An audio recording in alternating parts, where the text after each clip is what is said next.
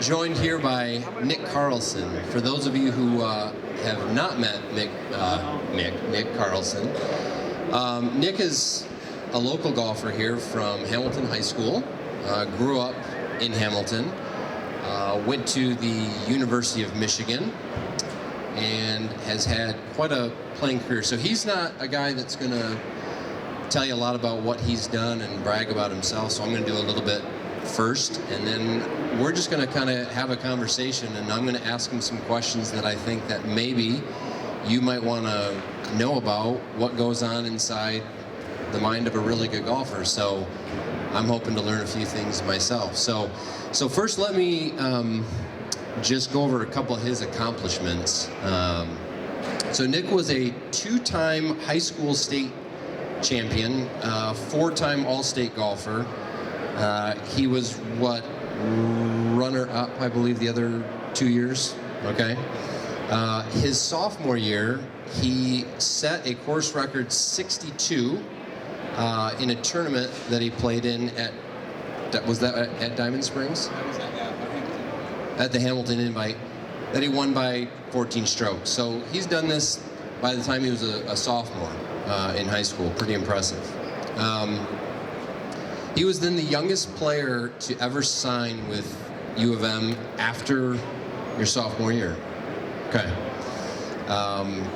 So then he goes on to play for the University of Michigan, starts all 44 events. And this is what I thought was impressive, that he has the 5th lowest scoring average in the school's history with a 73. So that's pretty cool. Yeah. You embarrassed yet? I wish it was better. Okay, and then this is something that probably maybe put him, so to speak, on the map, I would say, was the fact that he was the semifinalist in the 2016 U.S. Amateur at Oakland Hills. So lost in the semifinals to a guy named Curtis Luck, who, if I'm getting this right, if you would have made that putt and beat him, would have played in the Masters and the U.S. Open.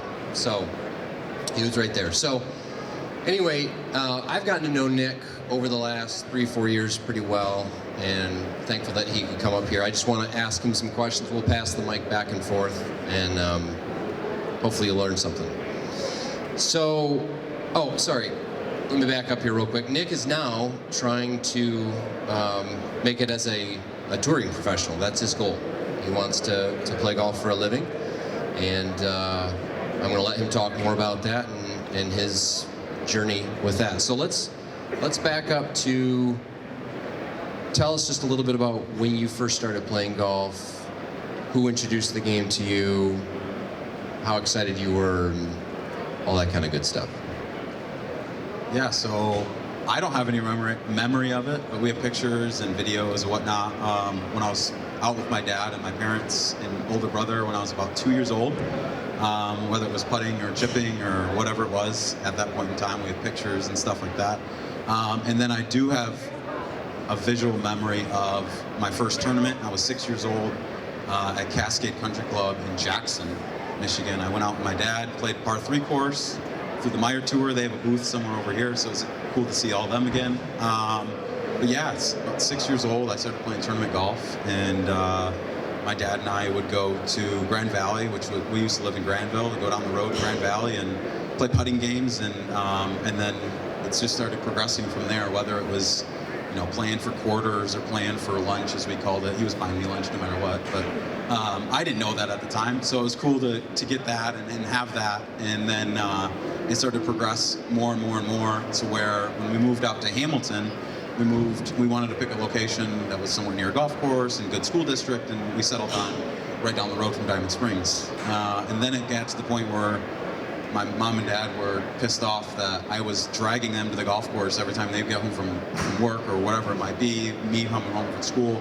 I started to ride my bike to the golf course. So that's a little bit how I got started, and I kept dragging my parents and wanted it more and more and more, and it had nothing to do with them saying, hey, we should go do this. It was hey Dad, we should go do this. So it was a cool learning curve for sure. So a lot of my students ask me, how do I get so good, or how can I get better? What is there a formula, a magic formula? We're doing this lesson, and yeah, you need to do this, and you need to do that. And you would say that there is no substitute for just flat out practice and how much you do it. And there's different phrases like practice makes perfect. I say it makes permanent, but that's true. You'd say that, and that so that kind of leads me to my next question. Is just what do you obviously you have a God-given gift, but what else is it about yourself that you go, this is really what took me from here to here to get to a really good high school player, to get to college, and now to seek a profession playing? What are some of the real key things that have been important to you to get you to where you're at? I would say just the love of golf. For one, I loved going to the golf course and getting dropped off at Diamond Springs from 7 a.m. and not get picked up until it was dark and I couldn't see. Or I would start walking down the gate because they would close the gate on me. That's probably my biggest thing, is just having fun with it and just playing all the time. And there was times where I would just be on the range just to be on the range, and I wanted to be outside, and I was hitting these shots and creating different things. So, and I would have fun learning. And then number two, I would say, was learning how to practice. I grew up with my dad teaching me all these putting games and chipping games, and then we would go out to Grand Valley and we'd be like, okay, with wedges, it's crazy that we're going to circle back to wedges later, but we'd have to get 12 wedges in this zone before we could move on to the next set. And then it was short game, and then it was this. And so the guy that's standing over there on his phone, he won't look up, but he's the main reason why I got so good. And he didn't know it at the time, but now I look back and I learned how to practice extremely well, and I could grow from there. And so learning how to practice was big for me. That's definitely the second thing. I like to have fun, learn how to practice, and then your game kind of explodes from there when you do go out with whoever it might be. So what about coaching then? Like, is that something, did you get a formal coach? Your dad taught you a ton of stuff. What age were you when maybe your dad relinquished the reins a little bit and said, okay, it's time to get some more serious coaching? And talk to us through that process and what that was like for you, and how important that was. Yeah, so we joined Diamond Springs. This is the only memory I have. We joined Diamond Springs in 2004, and the head pro out there said, yeah, like, sure, I'll help Nick. And it got to the point about a year later, he said, Nick's too good. Like, you need to go see this guy, Charlie Vandenberg, at Thousand Oaks in Grand Rapids. So I started seeing Charlie since I was, I want to say 9 years old, and saw him until this past May. So I got great instruction. Going back to that last question too, is I learned how to practice from him, and he taught me different things that, even further than my dad. So I was constantly learning. I'm just a giant sponge, and I still am today. Like, I'm learning, constantly. And so yeah, having Charlie as a coach was one of my biggest stepping stones, and something that I'll cherish forever. That's cool. So let's talk a little bit about that 62. 62 is a pretty low number, and I mean, you don't have to go shot by shot, but maybe just tell us a little bit about maybe what your low score before that was, and maybe how nervous you were. Talk about some of your best shots that you hit, and maybe even a couple bad ones that you might have hit, because you never get to a point where you're like, I don't think anybody here would go, yep, that was that one round that I played that was perfect. It couldn't have been any better. It probably could have been a 61, right? Okay. So to start off, the night before, we were at the golf course, like always. It's got two smiles in the crowd, but they know the story. The night before, I was at the golf course just practicing like I always do. I called up my dad and said, Dad, like, my swing sucks. Like, can you come watch? Like, I have no idea what's going on. Like, I can't hit the ball on planet Earth right now. And I was so pissed. And I used to have a little bit of an anger issue when I was younger, and that's fine. But I worked hard, and I kind of owned it, and so I was pissed, and I chucked a club. My dad left. He was so angry. He went home, and I was scared. I've never been more scared to play a golf tournament in my life. That next morning, so I didn't know what was going on, couldn't figure it out. Decided, okay, I'm gonna go hit some shots, and I'm just gonna leave it at that. Hit some putts, and I'm gonna go home. Wake up the next morning, felt about the same, and I was playing with a good buddy of mine, which was nice. Kind of calmed me, or two actually, kind of calmed me down. Get off the first hole, make a par, go to the second hole, it's drivable. Hit a good drive, and then made like a 12-footer, and then it just went off to the races from there. So eagled 4, birdied 5, birdied 8, 9, 5 under through 9. And I was like, oh, that's kind of cool. I've done that in jamborees and stuff like that. And birdied 10, parred 11, which was a short par 4, birdied 12, bogeyed 13. So there's the big mishap, which is a drivable hole. Then all of a sudden I birdied 14, missed a 3-footer for eagle on 15, so I birdied that, birdied 16, and then I get on 18, and I've got like a 20, 25-footer, and I go, hey Trent, this one's for you, and the guy that I was playing with, and just bury it, and I just went, boom. Did you know where you were? I knew exactly where I was at, yeah, the whole time. I birdied 16, I was like, oh crap, that's 9 under, this is interesting. And have almost no recollection of the thought process that was going through my brain, because it was the first time golfers call it blackout. Whether you don't know what you're doing, you're just kind of doing it. And it was the first time I've ever had that. And so it was a little odd for me, but I remember hitting 2 shots specifically. I hit a shot into 9 with a 9-iron from 146. Hit it to 3 feet, and was like, I have no idea what I just did, but the ball's up there, and I gotta go putt it in. Then I had a shot on 15. It's a drivable par 4. I hit a 3-wood on to about 3 feet, and then again, had no idea what I was doing. I hit the shot. I was so nervous because we had a big backup. Coach Kevin Arnold was up on the tee, hit it to 3 feet, and was like, oh, okay, this is cool. Like, this is what good golf is. And from then on, it was special. I went in the clubhouse and people thought I only played 9 holes. So, but before that, I don't even recall shooting anything better than probably 66. But that would be like going out with a buddy later on the night. Here's a 3-footer. Take that, and we're just trying to go play fast. But in terms, that's still my lowest score in a competition ever. So you said you were nervous. You get nervous, and I think the perception for a lot of amateur golfers, well, a lot of pro golfers maybe too, is that really good players, they're like ice running through the veins, and they never get nervous. So that's not true.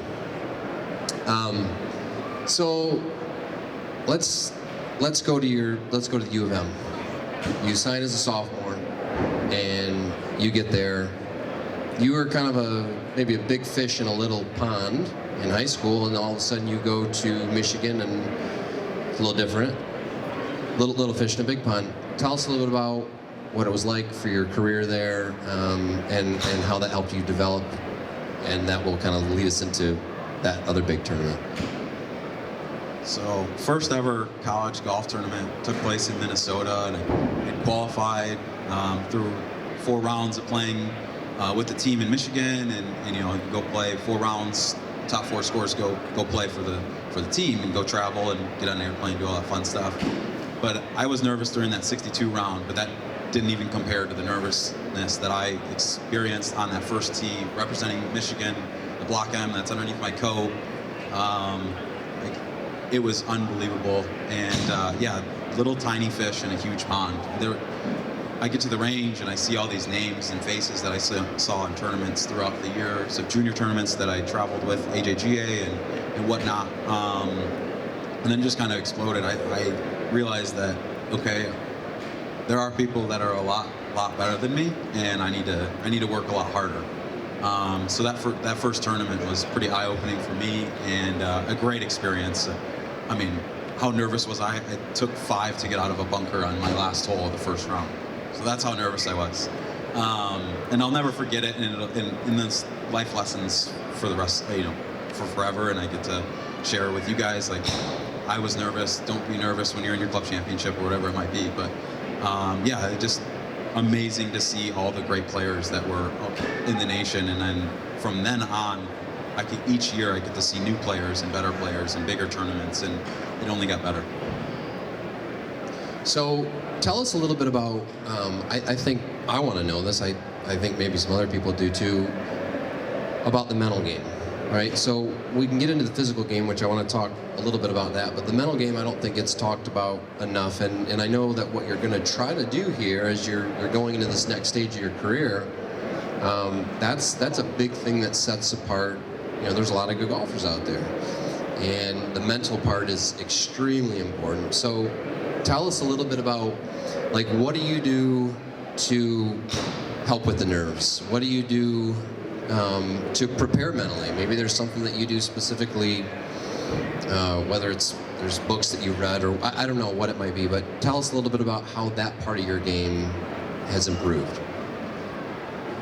So nerves is always big for me, because I'm a nervous wreck, even sitting up here, like, I have nerves. But the easiest thing for me to tell whoever might be listening would be that experience matters, and I was taught from a young age to learn how to breathe. And so the two things that I would say that I picked up on early on was breathing through my stomach so that my heart rate lowered quickly. I'd done that in numerous rounds, whether it was a club championship or a big tournament of mine. So breathing through my stomach would be, I breathe in through my nose, what I would feel into my stomach at an 8 count, and blow out through my mouth at a 10 count.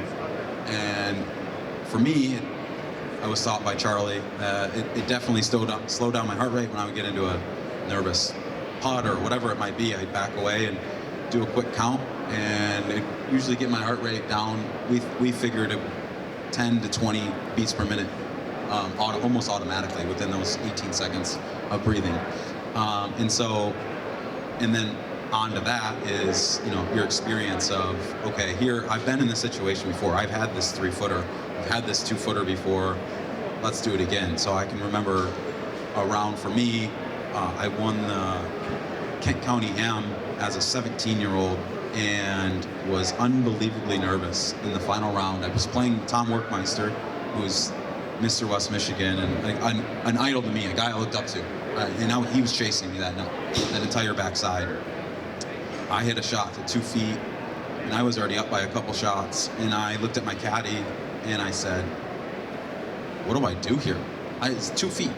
And I was so nervous. And he said, "Nick, you've done it 1,000 times on the putting green." I got over it. I told myself, "You've done it 1,000 times on the putting green, and you just knock it in." And so, kind of going back to a time where you've hit a shot, whether it was on the driving range, the practice green, with a buddy, anytime, and kind of replay that in your head and use that as like a past experience. And those have always helped me, and I still do it today. I mean, it's stuff that, I've learned some different coping mechanisms, I would call them, through school and through my coaches at school, but those are the two things that I always go back to for sure.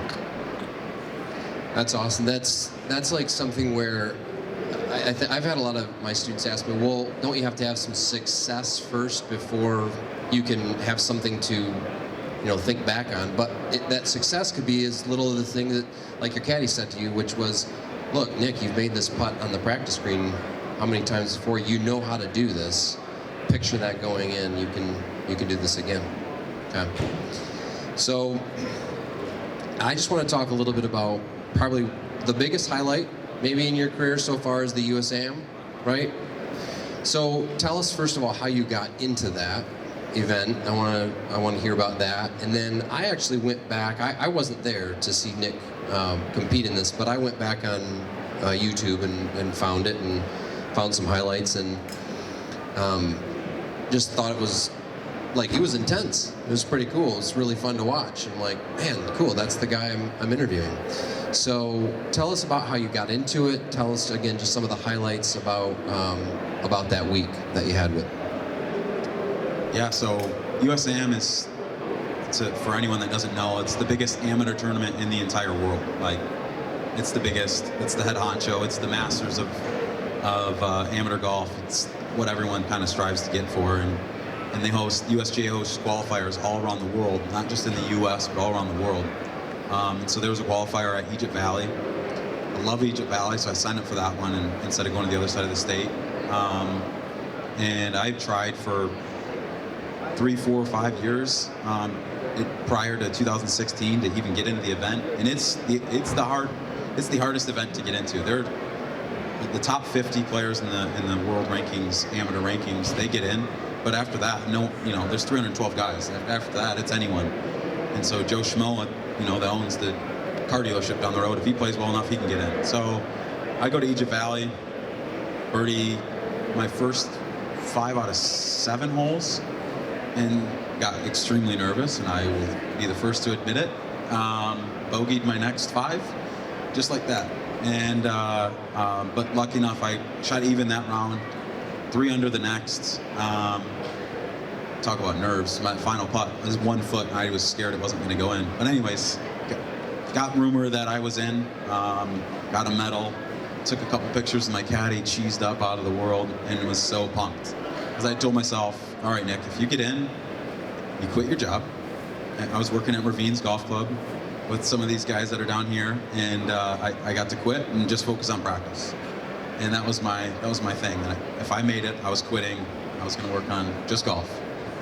So a month goes by of just practice and fixing a broken golf swing, and I show up to the event. How much do you want to know? Well, now that you got in, I mean, that's good. That's cool. I want to know about now, like the tournament itself, how nervous you were.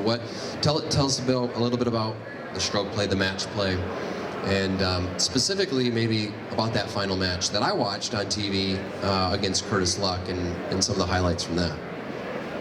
Yeah, so back to the nerves thing. It keeps coming back. But standing on that first tee box, August 13, 12, whatever it was, 2016, and I didn't know if I could make contact with the ball. I was so nervous. My buddies showed up to the tee, and that was the biggest thing that kind of calmed me down, is I told them a joke. And then the rest of the week, I was yelling at, whether it be my buddies or random fans or little kids, I could tell them jokes and talk to them and say, hey, how you doing? Hey, what's going on? The entire week to calm me down. So nerves were the highest they've ever been the entire week, and that's from Saturday morning to Saturday afternoon when I lost. So there's 7 straight days of nerves and scared, you name it, I was feeling it.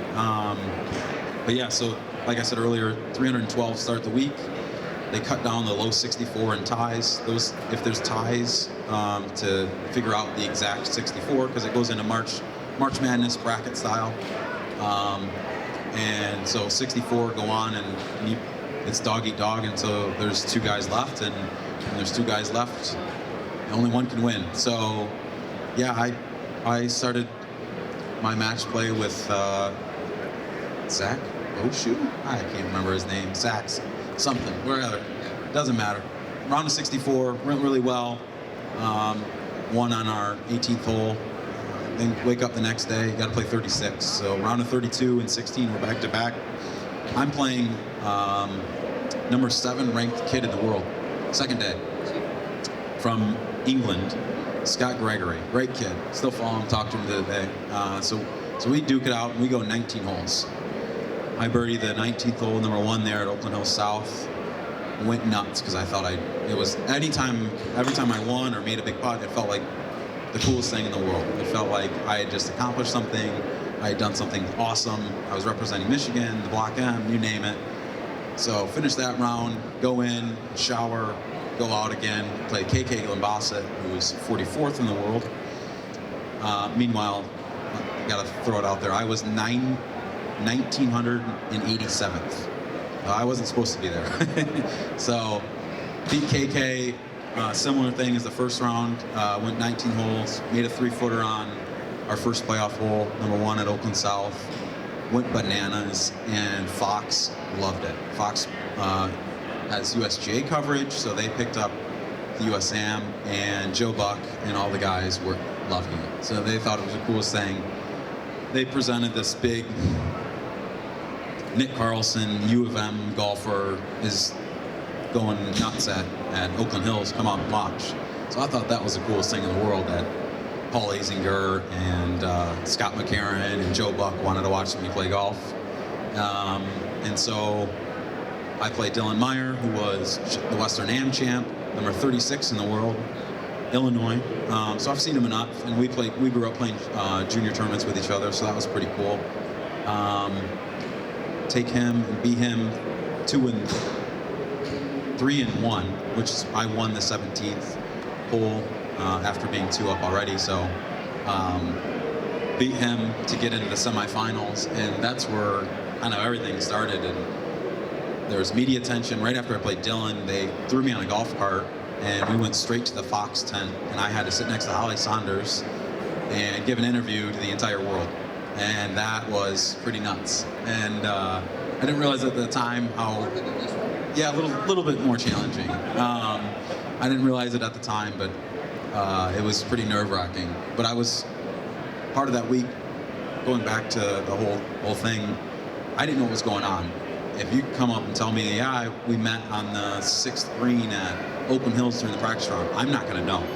I'm not going to know if I met you at that week at all. And I apologize to the people that I met, but I just had no idea what was going on, to the point where I couldn't feel my golf swing. I would just kind of hit, and it was good that week, and we'd go find it. So it was pretty cool for that sense. And then lastly, yeah, I played Curtis Luck in the semifinals on that Saturday morning, and there was about 5,000 people watching, and that's something I'll never forget. That's a lot of people, but it was an amazing experience. Jitters up the wazoo on that first tee box. I can look back at the videos that you were talking about earlier, and just kind of gives me chills still. I mean, to this day, and I think it always will, regardless if golf works out for me or not. It's something, memories that I'll have for life. But amazing experience, something I'll never forget, and yeah, it was just awesome.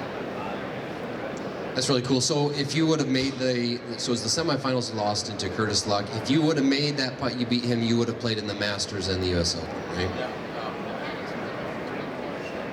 Yeah, that's amazing. Okay, so let's segue here a little bit into the next step for you. And then I want to talk about what you're doing now to try to prepare to get to the next level, and I want to talk a little bit about what you're trying to do with your golf swing. I want to get a little bit into that, what you do. You've got kind of a crazy wedge system, and then I think we're going to try to hit a few balls here too, so you can see his swing and ask you a few questions about that. So start with, what is it that you feel like you need to do to bring it yet to another level? Maybe touch specifically on your golf swing a little bit, what you're doing there, what you do physically. I mean, golf's become a pretty physical game. You see all the guys that are on tour now, they all work out. It's a different athlete that's playing professional golf. So tell us about how you prepare for that. Yeah, so I think the easiest way to show how I prepare would just run you through like a normal summer day. So honestly, I wake up at anywhere between 7 and 8 a.m. and we're going right to the golf course. I'll get a lift in or run. I do cardio 3 days a week, get a lift the other 3 days, and I have a day off. So I either run or I lift right away when I get there to the golf course. Shower, go right to the putting green, and I'm on the putting green for about 2 hours, whether it's working on stuff from the week prior that I noticed during my play when I would go out with buddies, or try to go out by myself and try to post a score. So I'd work on, a speed drill or 3-footers or 5-footers, and I'd be there for 2 hours, like I said, and then I'd move over and I'd start chipping for 2 hours. And that runs me into about 1 o'clock, so lunchtime, grab a bite to eat, and head over to the range until about 5, 6 o'clock. And usually I kind of segued it into percentages. So 50% of my practice on the range will be technical skills, that first 50-ish% of my day is just drills, technique. What do I need to work on? And that could even be wedges. Like that could be whatever. It could be hitting a driver 150 yards and working on a feel. But that's my time block, is that 50%. Then I'll go into a little bit of a competition, say 25%. Will be a little bit of competition. How close can I, curve it from this pin to this pin without overdoing it? Or how can I divide up this green into 4 segments, hit each segment, and then change clubs and do it again on a different part? And then the last 25% is a little bit of driver work, wood work, and curves. So I'll spend 30 minutes on just my driver, making sure it feels good, looks good, ball's flying how I want it, and 3-wood the same, 3-iron the same. Maybe I'll even play a game where I'm trying to pick a fairway. Mac Legends, where I practice this summer, has a bridge in the background, so I'll try to hit it between the bridge, and when I'm looking out, it's probably a 10-yard wide fairway. Just that's how it fits my eye, and I'll try to hit it in 14 balls in there. And then I'll switch up and I'll go to curves, and I'll try to hit some. I play a fade predominantly now this year, so I'll try to hit some draws, and I'll try to hit some cuts, and then okay, where's the wind at today? So I'm gonna hit some slices, and I'm gonna hit some giant hooks, stuff that I used to do for fun way back in the day when I was a kid. And I just want to, and that keeps it light and that keeps it fun. And that's about time my buddies get out of work and I go play 9 holes. And whether it's with these guys here or guys at Mac, we're going out and we're gonna have fun. And they know it. I'm trying to hit some good shots, and I'm also horsing around. So back to the fun aspect. But yeah, that's about a day, and that brings me about 9 o'clock at night. Drive 30 minutes home, and we'll do it again. So it's a full-time job. Full-time job. So some of my students too, they'll say, how should I practice? And I want to ask you, because you have a coach, Patrick, and you guys work on some technical things, but then you're talking about hitting shots too.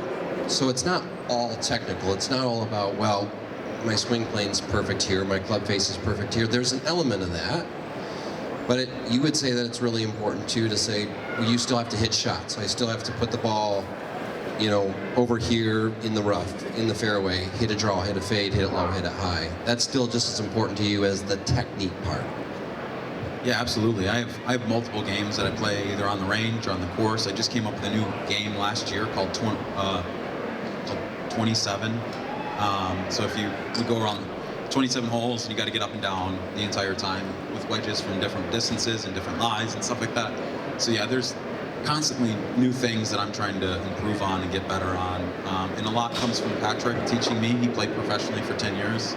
And there's stuff that I don't know that's in his brain, and we're constantly working on different things. But yeah, like I said earlier, some of it's technical and some of it's let's play games, let's have fun, let's compete against yourself, and the next time you go do it the next week, let's try to better that score. So you hit the ball pretty far. Well, I've seen it. He's modest. So Nick, I'll toot his horn a little bit for him. He hits it. I watched him hit one the other day after his 3rd swing on track, man, 330 yards. So that's pretty legit. How tall are you? 5'6" on a good day.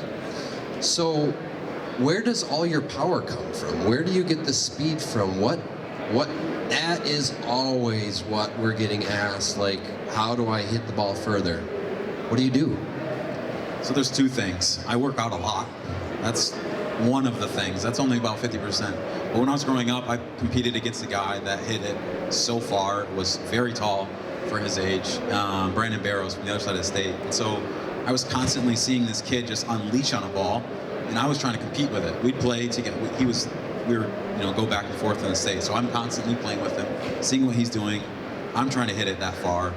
And so when I was younger, I would swing out of my shoes. But you had it in the fairway. You had to hit it in the fairway to learn how to score. So I had to learn how to do both.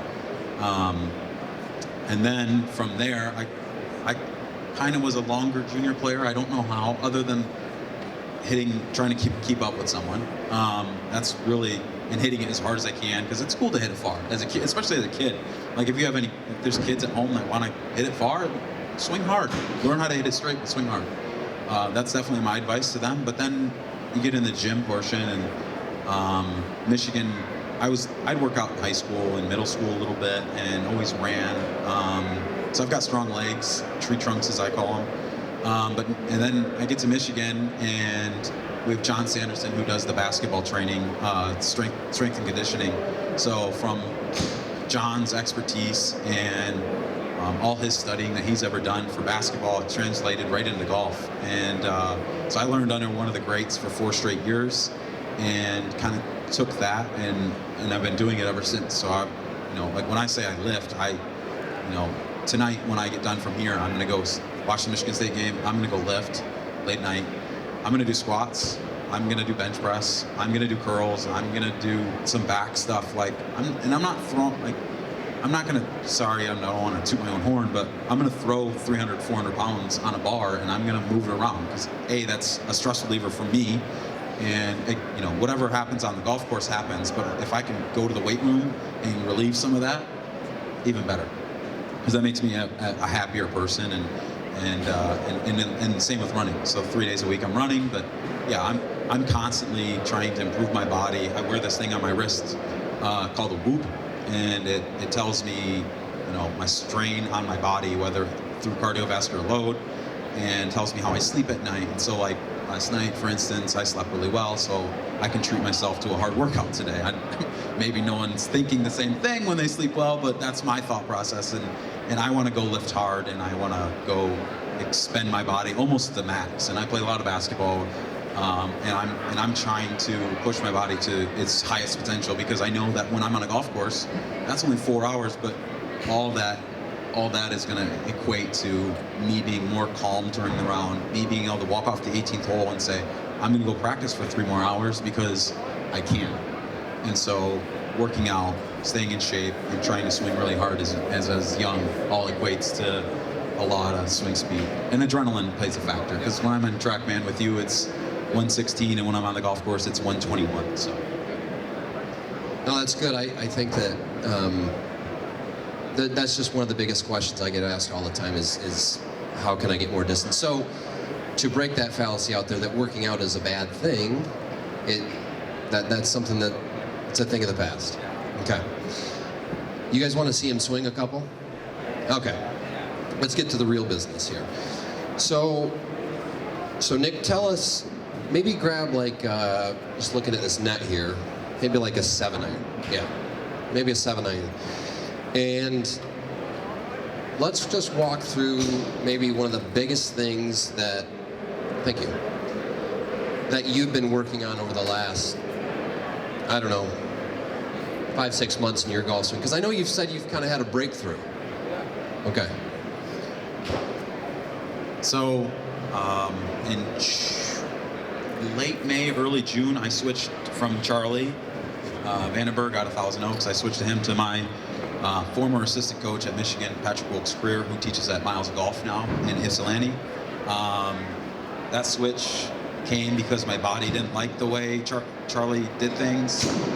You'll see in a second when I kind of explain the old way I used to swing, and it made sense. And then I had some injuries in college for various different reasons, because I'm a kid, and it happens. But Patrick kind of taught me a different way to swing that my body liked and my brain really, really liked, which I thought was a big part, because so I switched from hitting draws to hitting cuts. And when I would watch PGA Tour events on TV, I would look at a fairway and be like, I can't hit that shot. I need to hit a cut. And so my cut was always my go-to, and now it's my ultimate go-to. So yeah, the 2 things that I'm working on is I'm always working on the same 2 things with Patrick. Every time I'll see him on Monday, and we'll work on the same thing. So those of you that don't know, P2, there's positions all through the golf swing, 1 through 10. So 1 is addressed, 2, 3, 7 is hitting. So I'm always working on 2, which is going back parallel to the ground, and 6 coming down parallel to the club shaft parallel to the ground, and making sure that the club isn't too far outside and not too far inside, and just right, going back, and then on the way down, making sure that it's shallow, which is this look, relative to getting in this way to hit cuts, which is at the beginning of the summer, which is what I did. So So when you're saying two inside, two outside, you're talking about on the takeaway. So show us two inside on the takeaway, maybe. Okay. So which created this. Or if I would go two outside, it would create this. Both of which are not good for what I'm trying to do on the way down. So what position are you trying to get to halfway back? So every time I hit a ball, I kind of rehearse. And you'll see some guys on tour. I rehearse this move, and then I'll try to rehearse this move, which is body rotation, chest going toward the target, club shallow, a little bit closed, and so then from P6 here, it's just pure rotation to hit the ball. Easy enough, right? Okay. Well, let's see it in action here. My the two drills I'm working on right now to get rotation and to get a little bit different feels, I use this towel. And if for any of you that might want to go try this, don't do it indoors because you'll break something. And be careful of those around you. But I try to take. I'm keeping my elbows in, and the only way I'm going to be able to hit the golf ball is if I create correct rotation. So I'll hit one right now, and if I have bad rotation, I'll miss it. I'll miss the ball or hit it incorrectly. And if I have good rotation, I'll pure it. I'm getting out of the way.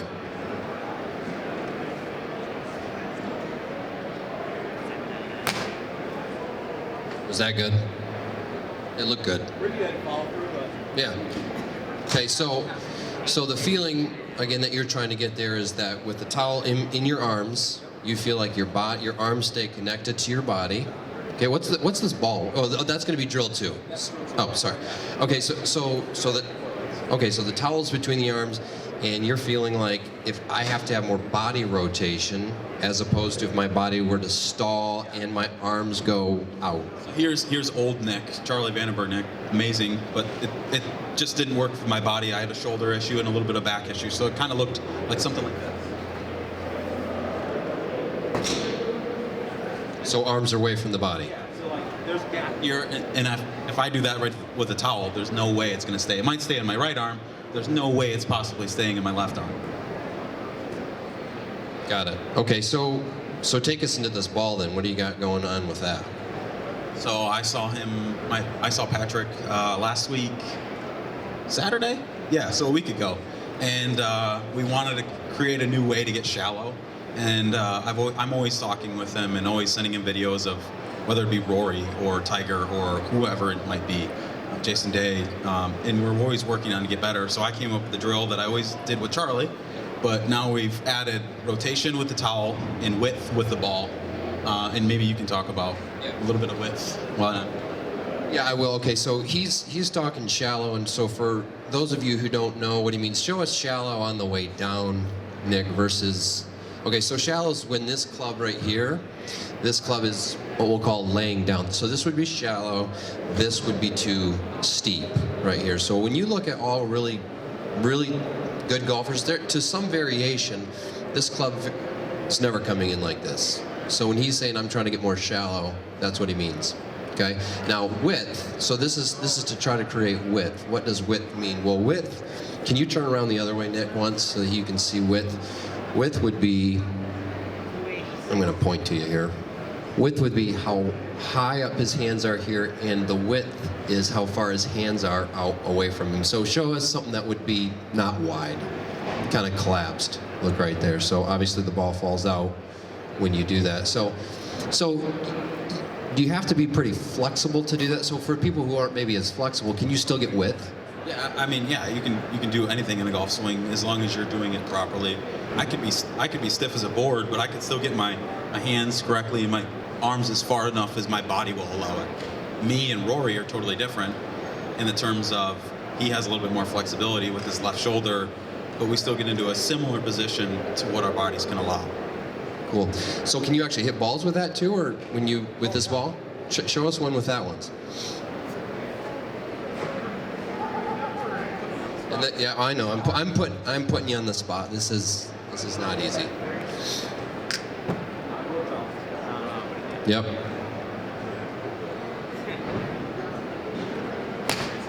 Awesome. So to me, that looks like a lot of body rotation. And when there's body rotation involved in the swing, it takes the hands out of that a little bit. So when I have body rotation, my hands aren't manipulating the club face, and I can just hold it in a position from about P5, which is hands in the shoulders coming on the way down. I can hold the same club head angle all the way through post impact. And for me, the less that the club head moves, the better the shot. The more consistent the shot, everything that comes with it. Awesome. Okay, I want to see if we got how we're doing on time here a minute. Okay, we got just a couple minutes. You like Bryson DeChambeau because he's kind of a nutcase, a scientist. Okay, you have a little something you do with your wedges, a wedge system that is pretty complex, and I thought this was pretty interesting. And not all pro golfers think this way necessarily, but this is something that you go through that helps your wedge game really just dial in distances, because that is an important, huge part of the game. Yeah, so first, we have TrackMan at Michigan, which is like, it tracks the golf ball and how far it goes. So one day, one of the coaches was like, oh, let's try this wedge system with the clock, and put your hands at 9 o'clock and then swing to 3. And in my brain, that didn't work. I didn't like 3 o'clock and 9 o'clock. I liked, okay, I want my left arm to go to my bicep, which would be here, and then I want my right arm to go to my bicep, and that's how I feel a 62-yard shot. And so I have this massive calibration of every single wedge in my bag goes through. I think there's 16 different variations of my body that I feel connected points on instead of a clock, instead of feeling 9:30 to 1:30 or whatever it might be. And then that sheet is constantly growing. So I have all the yardages, all the mile per hour numbers, all the ball speed numbers, so that every day, or when I do have the ability to go work on a TrackMan, I can compare it to the original data, which is very, very consistent. Was done over almost a year. So I have all my data is like really good. And then recently I started doing another sheet where this is me being a nutcase, like Bryson. I have the wind down on the bottom right here of what the wind was doing that day. This is all TrackMan height variation. So on my 50-yard shot, my low number is anything under 28 feet, and my highest is anything over 35 feet. And then I have all the, that's constantly going 50 yards. And I have 62, 74, 82, 91. You can kind of get it. And then we have all my wedges, pitching wedges, yet to be added because we do that on Monday. But no, I'm constantly trying to get a different wedge feel. And I would say over the last 3 years of doing this, my wedge game went from a C to an A. And it's still going to get better, I hope. I think it's going to get better, and I'm constantly going to work on it. And this is all stuff that I learned from Charlie in Grand Rapids, because Zach Johnson and Mike Bender work on the same system. And it's something you guys can go do. There's wedge blocks at Thousand Oaks, and you can kind of create your own system. Or if you wanted to see Charlie, he's an amazing wedge instructor too. So even this guy too. Wow. I think I need some work on my wedges now. So that's about all the time we have. Thank you so much, Nick, for coming up and sharing just some of the thoughts that go through a really good golfer's brain. I learned a few things, and hopefully you guys did too. And thanks again for coming by. I think, yes. So where do you stand? Where does he stand on the tour? Where's he at? Okay. I leave on Monday to go down to Florida, play some mini tour events and Canadian Q School. So hopefully it's a PGA Tour sanctioned tour. Hopefully be in Canada all summer. The easiest way to follow me is nickcarlsongolf.com. Just made a website, it's a blog. I post on it about bi-weekly. And then when I'm playing events, it'll be more and more, and scoring information and where I'm at and what I'm doing and all the good stuff. So yeah, and thanks for coming out today, and thanks for having me. Thank you.